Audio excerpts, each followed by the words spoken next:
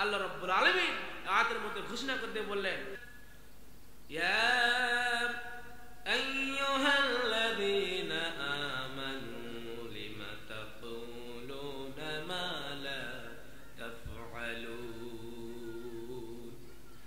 আল্লাহ রাব্বুল আলামিন বললেন, হে ইমানদারগণ, তোমরা এমন কথা কেন বলো যা তোমরা করো না। কাবুরা মাকতান ইনদাল্লাহি আন তাকুলু মা লা তাফআলুন। আল্লাহর কাছে এটা অত্যন্ত ঘৃণিত কাজ, যা তোমরা মুখ দিয়ে এমন কথা বলো কিন্তু তা তোমরা কখনো করো না। এটা সবচেয়ে আল্লাহর কাছে ঘৃণিত একটা জঘন্যতম কাজ। আল্লাহ পাক মুমিনদেরকে বললেন, হে ইমানদারগণ, তোমরা এমন কথা কেন বলো যা তোমরা মুখ দিয়ে বের করো কিন্তু অন্তত তা করো না, ঠিক কিনা? এটা আল্লাহর কাছে সবচেয়ে জঘন্যতম একটা নেকারজনক কাজ, যে আমরা মুখে যা উচ্চারণ করি, মুখে যা বলি, অন্তরে তা বিশ্বাস করি না, ঠিক কিনা? আর এই গুণটা কার? এই গুণ হলো যারা মুনাফিক। মুনাফিকদের চরিত্র হলো যে তারা মুখে বলে একটা, অন্তরে করে আরেকটা। মুনাফিক শব্দটি আরবি শব্দ, এই শব্দটি নেফাক থেকে নির্গত। এর আবেদনের অর্থ হলো পার হয়ে যাওয়া, অতিক্রম করে যাওয়া। এর পারিভাষিক অর্থ হলো ইসলামী জীবন বিধানের এক দরজা পথে প্রবেশ করে আরেক দরজা পথে তারা বের হয়ে যাওয়া। আর মুনাফিকদের চরিত্রগুলো হলো তারা ইসলামের বিধি বিধানকে তারা অনুসরণ করে না। তারা এই কাজগুলো করে মানুষকে দেখানো করার জন্য, তাদের স্বার্থে যখন আঘাত আসে, স্বার্থের জন্য, স্বার্থ হাসিলের জন্য তারা ইসলামকে বিক্রি করে দেয়, ঠিক কিনা? স্বার্থ পূরণ হওয়ার জন্য তারা সবকিছু করে। এটা হলো মুনাফিকের লক্ষণ। আর মুনাফিকের আরেকটা চরিত্র হলো তারা ইসলামে বিশ্বাস করে না। তারা এমন ভাবে ইসলাম গ্রহণ করে, ইসলাম গ্রহণ না করলে সমাজে আমার সম্মান থাকবে না, মর্যাদা থাকবে না, এর জন্য তারা ইসলাম গ্রহণ করে, কিন্তু অন্তর দিয়ে তারা ইসলামকে স্বীকার করে না। এটি হলো মুনাফিকদের আরেকটা চরিত্র। আল্লাহ রাব্বুল আলামিন মুনাফিকদের চরিত্র সম্পর্কে বলেন, ওয়া মিনান নাসি মান ইয়াকুলু আমান্না বিল্লাহি ওয়া বিল ইয়াউমিল আখির ওয়া মা হুম বিমুমিনিন ইউখাদিউনা আল্লাহা ওয়াল্লাযীনা يخادعون الله والذين آمنوا وما يخدعون إلا أنفسهم وما يشعرون। এরা এমন ধরনের লোক, এমন চরিত্র লোক, তারা এমন কথা বলে যে আমরা ঈমান এনেছি আল্লাহর প্রতি এবং আখিরাতের প্রতি, কিন্তু আল্লাহ পাক বললেন না, তোমরা তো মুমিন নয়। যারা ঈমান এনেছে আল্লাহর প্রতি, তারা স্বীকার করে যে আমরা বিশ্বাস করি, আমরা ঈমান এনেছি আল্লাহর প্রতি, আখিরাতের প্রতি ঈমান এনেছি। আর আল্লাহ পাক বললেন যে তোমরা আসলে সত্যিকার অর্থে তোমরা মুমিন নয়। যারা আল্লাহকে বিশ্বাস করে, যারা আল্লাহ রাসূলের প্রতি ঈমান এনেছে, তাদেরকে বলে যে আমরা তোমার সাথেই আছি। আল্লাহ পাক বলে না, তোমরা তাদের সাথে ধোঁকাবাজি করতেছ। এই আয়াতটি নাজিল হয় মদিনার আউস এবং খাজরাজ দুটি গোত্রের বিষয়ে। এই আয়াতটি নাজিল করা হয়েছে। মক্কায় তো মুনাফিক ছিল না, মুনাফিকের আবিষ্কার হয়েছে মদিনায়, ঠিক কিনা? মদিনায় গিয়ে মদিনার সম্ভ্রান্ত দুইটা গোত্র আউস এবং খাজরাজ, এই দুইটা গোত্রের মধ্যে প্রায় 40 বছর যুদ্ধ লড়াই লেগে চলছিল। কোন একটা কারণে দুইটি গোত্রের মধ্যে সব সময় মারামারি, কাটাকাটি, হাঙ্গাম, সব সময় গন্ডগোল লেগে থাকতো। কিন্তু মুনাফিকদের সর্দার আব্দুল্লাহ ইবনে উবাই ইবনে সুলুল, তিনি তার পরামর্শে, তার বুদ্ধিমত্তা দিয়ে আউস এবং খাজরা দুইটা দলের মধ্যে শত্রুতে বন্ধুত্বে পরিণত করে দেয়। আব্দুল্লাহ ইবনে সুলুল তার মাধ্যমে আউস এবং খাজরা দুটি দলের মধ্যে শত্রুত্ব বন্ধ হয়ে যায়, দুইটি গোত্রের মধ্যে ভালোবাসা, ভ্রাতৃত্ব তৈরি করে দেয়। আউস এবং খাজরাজ দুইটি দলের লোক চিন্তা করলো, এখন আমরা আব্দুল্লাহ ইবনে সালুলকে তাকে আমরা আমাদের নেতা বানিয়ে দিব। তারা চিন্তা করলো যে আমাদের এই 40 বছরের শত্রুতা ধ্বংস করে দিয়ে আমাদের দুইটা দলের মধ্যে, দুইটা গোত্রের মধ্যে, দুইটা সমাজের মধ্যে একটা ভালো ভাষা ভ্রাতৃত্ব আবদ্ধ তৈরি করে দিল। তাহলে তিনি আমাদের সামনে নেতা হবে। তারা সকলেই মানে পরামর্শ করলো আগামীতে আমাদের বাদশা নেতা হবে আব্দুল্লাহ ইবনে উবাই ইবনে সালুল।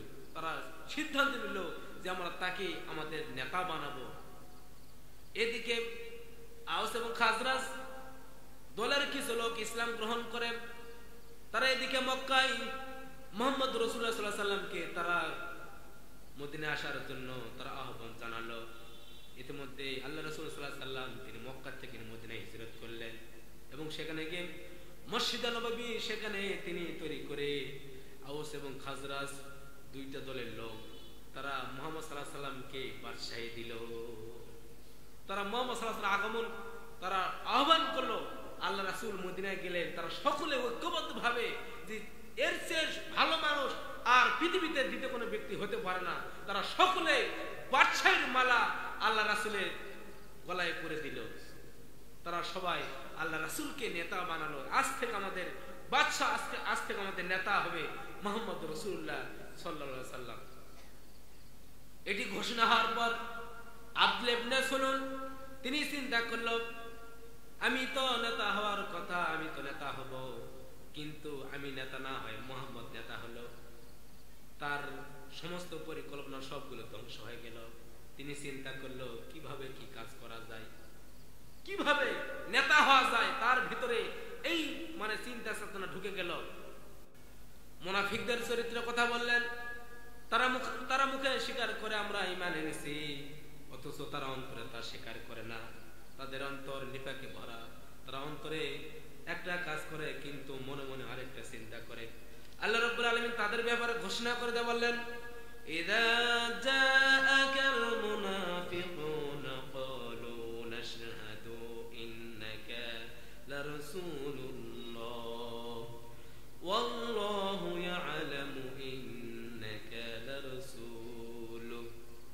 মুনাফিকরা যখন তোমার নিকট আসে আল্লাহ রাব্বুল আলামিন ঘোষণা করতে বললেন হে রাসূল, মুনাফিকরা যখন তোমার কাছে আসে তখন তারা বলে আমরা সাক্ষ্য দিচ্ছি আপনি আল্লাহর রাসূল। কিন্তু আল্লাহ রাব্বুল আলামিন বললেন না, আল্লাহই জানে যে তাদের অবস্থা কি। তারা তো আল্লাহ জানে আপনি আল্লাহর রাসূল। কিন্তু আল্লাহ রাব্বুল আলামিন বলেন তারা মুখে বলল হে রাসূল, তারা আপনার কাছে আসে বলবে আপনি আল্লাহ রাব্বুল আলামিনের রাসূল, আল্লাহ জানে আপনি আল্লাহর রাসূল। কিন্তু এটি মৌখিক সাক্ষ্য দেওয়ার পরও আল্লাহ রাব্বুল আলামিন বললেন যে তারা মিথ্যাবাদী। আল্লাহ পাক বললেন ওয়াল্লাহু ইয়াশহাদু ইন্নাল মুনাফিকিনা লাকাযিবুন। আল্লাহ সাক্ষ্য দিচ্ছেন যে তোমরা মিথ্যাবাদী।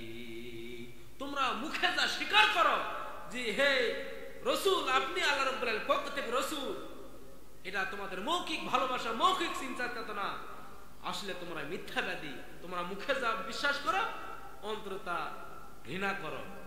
আব্দুল্লাহ ইবনে উবাই ইবনে সালুল তিনি সব সময় আল্লাহ রাসূলের বিরোধিতা করেছিল। 10 বছর একটানা আল্লাহ রাসূলের পিছনে তিনি তাকবীর উলার সঙ্গে 10 বছর জামাতের সহিত নামাজ পড়েছে, অথচ এই ব্যক্তি মুনাফিকদের সর্দার। এই জন্য মুনাফিকদের চরিত্র হলো এই মুনাফিকরা যদি দেশের ক্ষমতায় আসে, যদি কোনো দেশকে দখল করে, তাহলে তারা দেশের মধ্যে বিপর্যয় সৃষ্টি করবে, ফাসাদ সৃষ্টি করবে, সমাজের মধ্যে হাঙ্গামা সৃষ্টি করবে, ত্রাস সৃষ্টি করে দিবে। আল্লাহ রাব্বুল আলামিন বললেন ওয়া ইযা ক্বিলা লাহুম লা তুফসিদু ফিল আরদ ক্বালু ইন্নামা নাহনু মুসলিহুন। আল্লাহ রাব্বুল আলামিন তাদের ব্যাপারে বললেন যখনই তাদেরকে বলা হয় তোমরা জমিনে ফাসাদ সৃষ্টি করো না, হাঙ্গামা সৃষ্টি করো না, মারামারি সৃষ্টি করো না, সমাজের মধ্যে বিপর্যয় সৃষ্টি করো না, আর তারা বলে না আমরা তো সমাজের সংশোধনকারী। সমাজের ভালো মানুষগুলো তাদেরকে বলতেছে, ধরে দিচ্ছে ও নেতা তুমি সমাজে এই খারাপ কাজগুলো করতেছ, তুমি সমাজের মধ্যে মারামারি করো না, হাঙ্গামা সৃষ্টি করো না, সমাজকে ত্রাস সৃষ্টি করো না, সন্ত্রাসী করো না, হামলা করো না। আর মুনাফিকরা বলে আমরা তো এই কাজগুলো ভালো ভালো কাজ করতেছি, আমরা তো সমাজে সংশোধন কাজ করতেছি। এভাবে মুনাফিকরা বলবে যে, মুনাফিকদের যখন বলা হয় যে তোমরা সমাজে বিপর্যয় সৃষ্টি করো না, ফাসাদ সৃষ্টি করো না, তোমরা ভালো কাজ করো, আর মুনাফিকরা বলবে যে এগুলো তো আমাদের কাছে বড়ই ভালো কাজ, আমরা তো সমাজে ভালো কাজ করতেছি, বিভিন্নভাবে সামাজিক কাজ করতেছি, সংশোধনমূলক কাজ করতেছি, এগুলো তো ভালো কাজ। আল্লাহ পাক বললেন, আলা ইন্নাহুম হুমুল মুফসিদুন ওয়ালাকিন লা ইয়াশউরুন। সাবধান, এরাই ফাসাদের সৃষ্টিকারী। আল্লাহ পাক বললেন সাবধান, এরাই সমাজে ফাসাদ সৃষ্টিকারী, সমাজের মধ্যে হাঙ্গামা সৃষ্টি করবে, তারা সমাজের মধ্যে ত্রাস সৃষ্টি করবে। এটি হলো মুনাফিকদের চরিত্র। মুনাফিকরা সব সময় ইসলামের ক্ষতি করেছে, সব সময় কিভাবে ইসলামের বিরোধিতা করা যায়, ইসলামকে ধ্বংস করা যায় এবং তাগুত বাতিল কিভাবে সমাজে প্রতিষ্ঠিত হবে, তারা সব সময় উঠে পড়ে লেগেছে। এই জন্য আল্লাহ রাব্বুল আলামিন বলেছেন, যারা মুনাফিক, যাদের মন মগজে ইসলাম নাই, কোরআন নাই, হাদিস নাই, এই ধরনের লোকেরা যদি কোনো দেশ দখল করে ক্ষমতায় যায়, তাহলে তারা ওই সমাজের দুই শ্রেণী, দুই দফা কাজ করে। কয় দফা কাজ করে? দুই দফা কাজ করেন। আল্লাহ পাক বললেন, ইন্নাল মুলুকা ইযা দাখালু ক্বরয়াতান আফসাদুহা ওয়া জাআলু ইজ্জাতা আহলিহা আদিল্লা ওয়া কাযালিকা ইয়াফআলুন। আল্লাহু আকবার। আল্লাহ পাক বললেন, এই ধরনের লোকেরা যদি ক্ষমতা আসে, যাদের মন মগজে ইসলাম নাই, কোরআন নাই, হাদিস নাই, এই ধরনের লোকেরা যদি ক্ষমতায় যায়, কোনো দেশ দখল করে, তাহলে তারা সমাজের মধ্যে দুইটা কাজ করে। এক নম্বর, ওই সমাজের সম্মানিত লোকগুলোকে বেইজ্জত করে, আর সমাজের মধ্যে বিপর্যয় সৃষ্টি করে দেয়। এটা হলো মুনাফিকদের চরিত্র। তারা যদি কোনো দেশ দখল করে, ক্ষমতায় দেয়, রাষ্ট্র দখল করে, তাহলে এই সমাজে দুইটা কাজ করবে। এক নম্বর কাজ করে, ওই সমাজের সম্মানিত লোকগুলোকে বেইজ্জতি করে, জেল, জুলুম, ফাঁসি, হামলা, মামলা, মোকদ্দমা, বিভিন্ন ভাবে সম্মানিত লোকগুলো বেইজ্জতি করে। করে কিনা? 17টি বছর তারা সমাজের সম্মানিত লোকগুলোকে জেল দিয়েছে। বাড়ি ঘর, হামলা, মামলা, আগুন, বিভিন্ন রকম ভাবে মানুষের বাড়িতে আরাম করে শান্তিতে ঘুম পাড়তে পারেনি। নদীতে, বিভিন্ন জায়গাতে, মাঠে ঘাটে, বিভিন্ন জায়গায় তারা বসবাস করেছে। যেখানে ইসলামের কথা হতো, ইসলামের কাজ হতো, তখন তারা পুলিশ প্রশাসন দিয়ে বিভিন্ন রকম ভাবে তাদের বিরুদ্ধে মামলা দিয়েছে এবং কি তাদেরকে বিভিন্ন রকম ভাবে তাদের বিরুদ্ধে বিরোধিতা করেছে।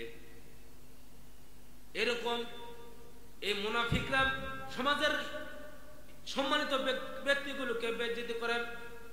যেমন কোরআনের পাখি আল্লামা আব্দুল হাসান সাঈদী, আমি তো মনে করি তিনি বাংলাদেশ নয়, তিনি এশিয়া মহাদেশ শুধু নয়, তিনি গোটা পৃথিবীর মধ্যে আমি তো মনে করি তিনি অন্তত 60টিরও অধিক দেশে তিনি কোরআনের আলোচনা করেছেন। এমন কোন দেশে নেই তার জানাজা হয় নাই। কাবা ঘরের প্রান্তরে এই পর্যন্ত দুই শ্রেণীর দুই ব্যক্তির জানাজা হয়েছে, গায়বী জানাজা। এক নম্বর,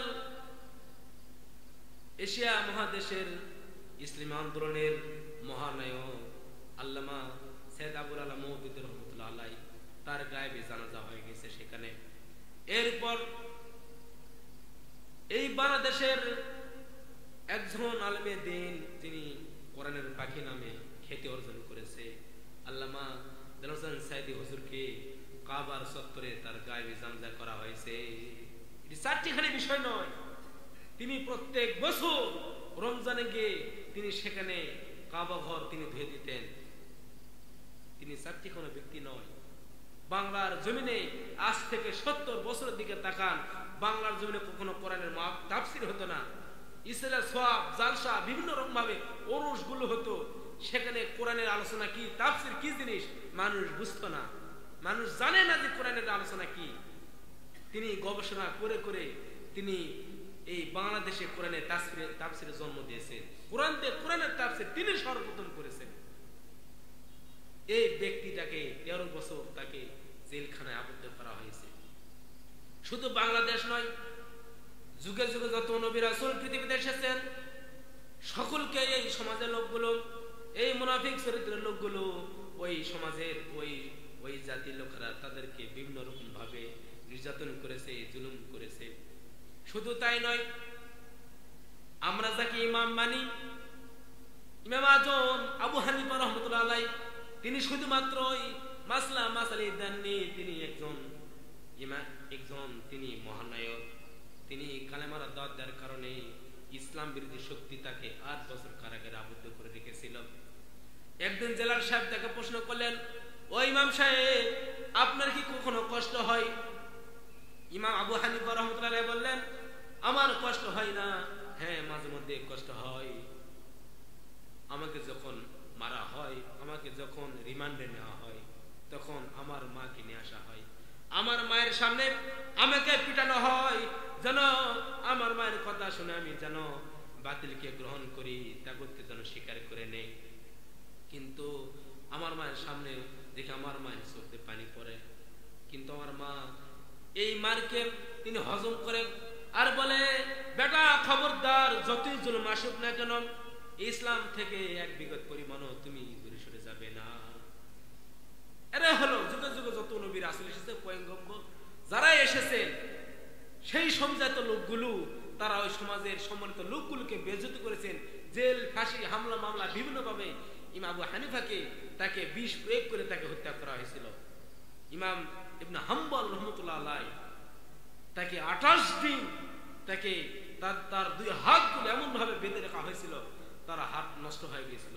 ইমাম শাফি, ইমাম মালিক, এরকম যারাই কালেমার দাওয়াত দিয়েছেন সবাইকে এরকম ভাবে ওই জাতির লোকগুলো বেইজ্জত করেছে।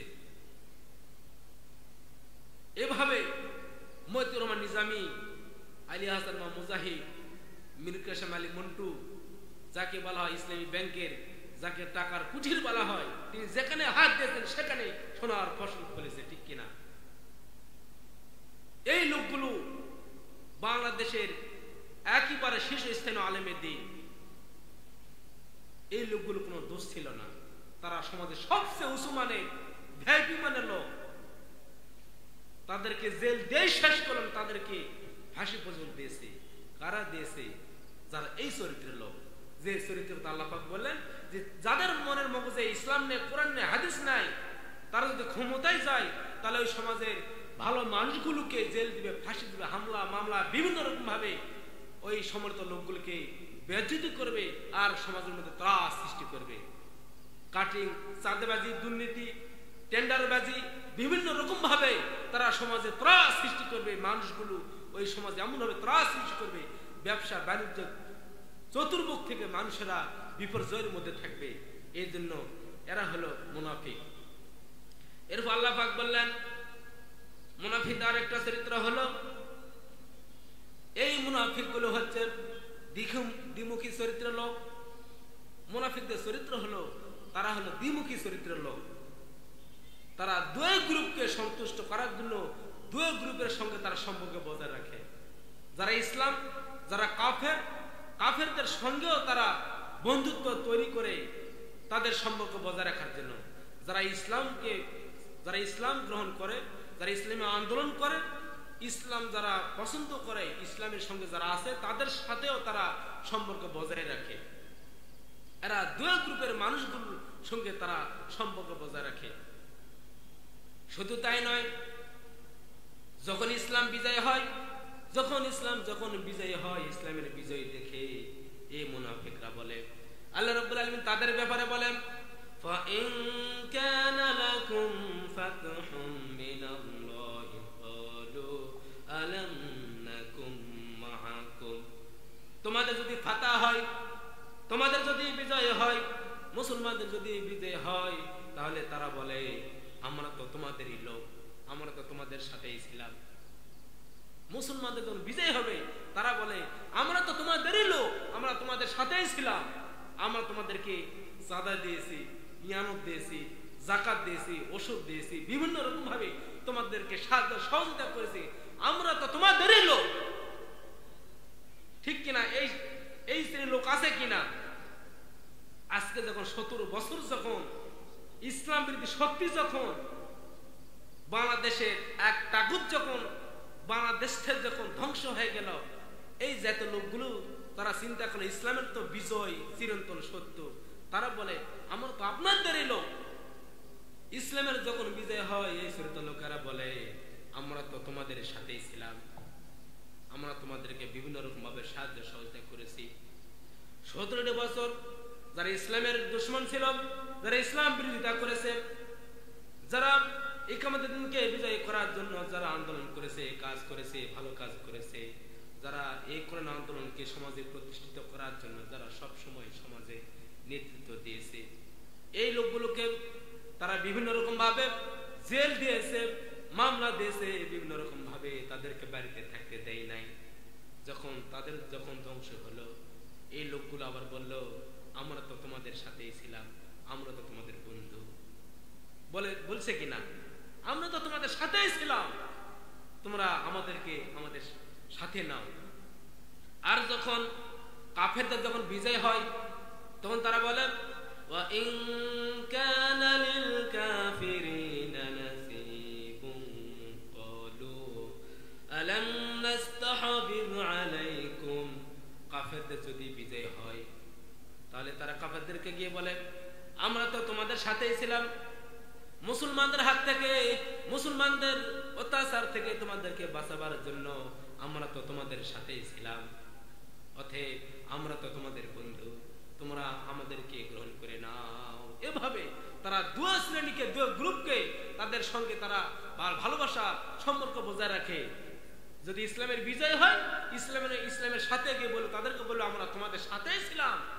আর যদি কাফেরদের বিজয় হয় তারা বলবে যে আমরা তোমাদের সাথেই ছিলাম, মুসলমানদের হাত থেকে বাঁচাবার জন্য, তাদের অত্যাচার থেকে, তাদের জুলুম থেকে বাঁচাবার জন্য আমরা তোমাদেরকে সব সময় বাঁচাবার চেষ্টা করেছি, সুতরাং আমরা তোমাদেরই লোক, আমরা তোমাদের সাথেই ছিলাম।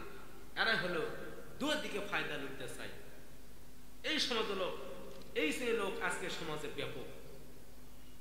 এই জন্য আমাদেরকে যারা গ্রুপের মধ্যে ইসলামের বিজয় হলে তারা যখন ইসলামের সঙ্গে তারা যখন সবসময় বলে ইসলামের সঙ্গে আসার জন্য চেষ্টা করে, আর যখন কাফেরদের যখন বিজয় হবে তারা কাফেরদের সঙ্গে যাবে, এই ধরনের এই শ্রেণীর লোকগুলোকে আমাদেরকে চিহ্নিত করতে হবে। এরাই কিন্তু মুসলমান। মুনাফিক হওয়ার শর্ত কিন্তু ইসলাম গ্রহণ করতে হবে। ইসলাম গ্রহণ করার পর তার ইসলামের কাজ না করলে তারা মুনাফিক। এই শ্রেণীর লোকগুলো আজকে আমাদের সমাজে ভরপুর। দেখেন, একজন ইমাম সাহেব, একজন আলেম, একজন মসজিদের ইমাম, একজন নেতা, একজন হাজী, তারা সবসময় 5 ওয়াক্ত নামাজ পড়ে, অথচ তারা তাগুতকে স্বীকার করে, অথচ ধর্মনিরপেক্ষ মতবাদকে বিজয় করার জন্য তারা সবসময় লেগে থাকে। তারা সবসময় চিন্তা করে আলেমরা যেন ক্ষমতায় যেতে না পারে, আর যদি ইসলাম যদি ক্ষমতায় যায় তাহলে আমাদের নেতৃত্ব ক্ষমতা, আমাদের খাওয়া দাওয়া, কাটিং মারে এগুলো চলবে না। এই জন্য তারা সবসময় ইসলামের বিরোধিতা করে। এই ধরনের লোকগুলোকে আমাদেরকে সবসময় চিহ্নিত করতে হবে।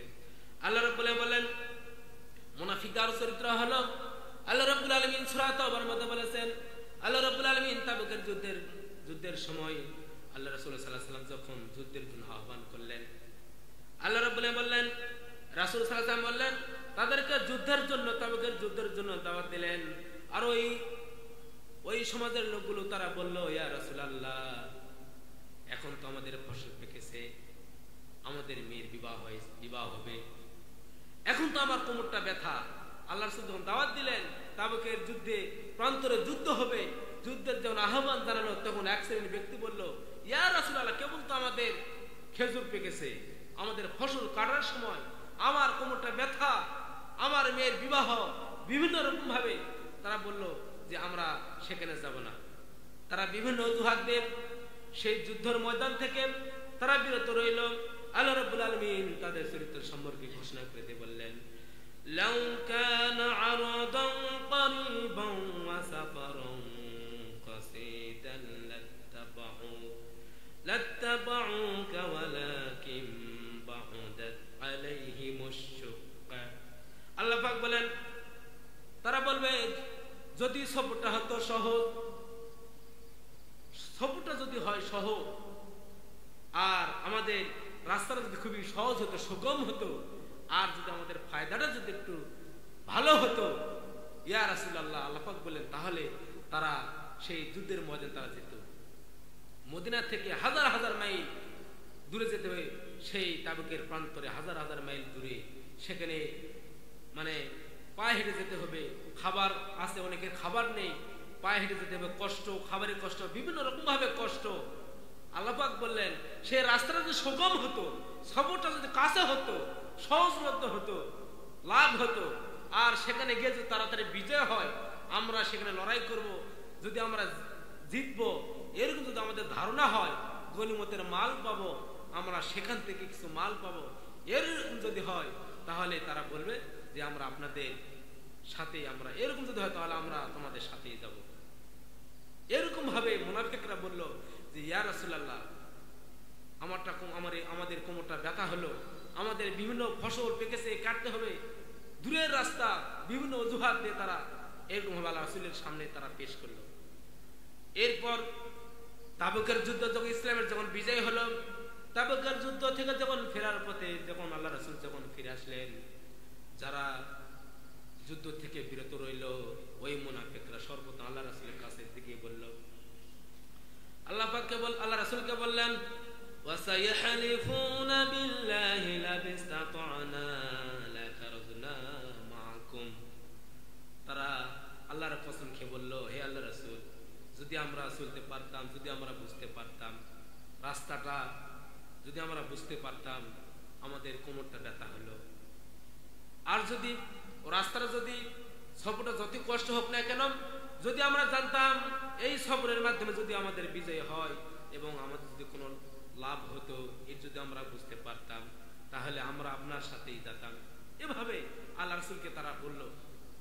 যারা বলল যে আমাদের কোমরটা ব্যথা করলো, আমাদের ফসল পেকেছে, খেজুর পেকেছে, বিভিন্ন অজুহাত দিয়ে তারা জিহাদের ময়দান থেকে বিরত রইল। যখন ইসলামের যখন বিজয় হলো, আল্লাহ রাসূল যখন তাবুকের ময়দান থেকে ফিরে আসেন, সর্বপ্রথম আল্লাহ পাক বলেন, তারা সর্বপ্রথম আপনার কাছে গিয়ে বলবে। তারা বলল, আল্লাহর কসম খেয়ে বললেন, ইয়া রাসূলুল্লাহ, যদি আমরা জানতাম তাবুকের যুদ্ধ ইসলামের বিজয় হবে, যদি আমরা জানতাম এখানে আমাদের বিজয় হবে, তাহলে আমার যে কোমরটা ব্যথা করলো, যদি এরকম না হতো, কোমর যদি ব্যথা না করতো, আমার ফসল যদি না পাকতো, আমার মেয়ের বিবাহ যদি না হতো, তাহলে আমরা আপনার সাথেই যেতাম। এভাবে মুনাফিকরা বিভিন্ন রকম ভাবে এরকম ভাবে তারা সব সময় ইসলামের বিরোধিতা করেছে।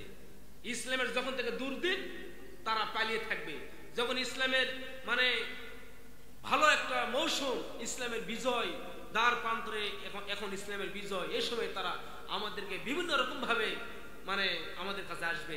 আমরা জানতাম ইসলামের বিজয় হবে, যে ইসলাম বিরোধী শক্তিগুলো অবশ্যই তারা 41 সাল চেষ্টা করেছিল, আমি জানি যে 24 সালে তারা যাবে। বিভিন্ন রকম ভাবে তারা আমাদের কাছে এসে বন্ধুত্ব তৈরি করে।